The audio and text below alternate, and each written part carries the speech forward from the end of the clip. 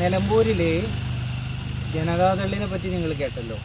നിലമ്പൂരിൽ ജനതാദൾ ഒന്നായിട്ട് ഇടതുപക്ഷ ജനാധിപത്യ മുന്നേ വിട്ടുപോയി. ജനതാദളിൽ നിന്ന് ഇന്ന നേതാക്കന്മാരെ പോയി, 500 ആൾ പോയി, 1000 ആൾ പോയി. നിങ്ങളൊന്നും മനസ്സിലാക്കണ്ടേ ജനതാദളിന് എത്രത്തോളം സ്വാധീനമുണ്ട് നമ്മുടെ നിലമ്പൂർ നിയോജക മണ്ഡലത്തിൽ എന്ന കാര്യം നിങ്ങൾക്ക് മനസ്സിലാക്കാൻ കഴിയണ്ടേ?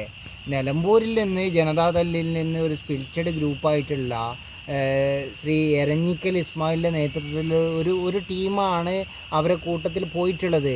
അവർ നിങ്ങൾക്കറിയാമല്ലോ, ജനതാദൾ എന്ന് പറയുന്ന എരഞ്ഞിക്കൽ ഇസ്മായിലിൻ്റെ വിഭാഗമൊക്കെ ദേവഗൗഡയുടെ NDAയുടെ കൂടെ ആയിരുന്നു എന്നുള്ള കാര്യം നിങ്ങൾക്ക് അറിയുന്ന കാര്യമല്ലേ? ഈ ജനതാദൾ എന്ന് പറയുന്നത് തന്നെ NDAയുടെ കൂടായി ചെറിയൊരു വിഭാഗം മാത്രമാണല്ലോ ഇടതുപക്ഷത്തിൻ്റെ കൂടെയുള്ളത്.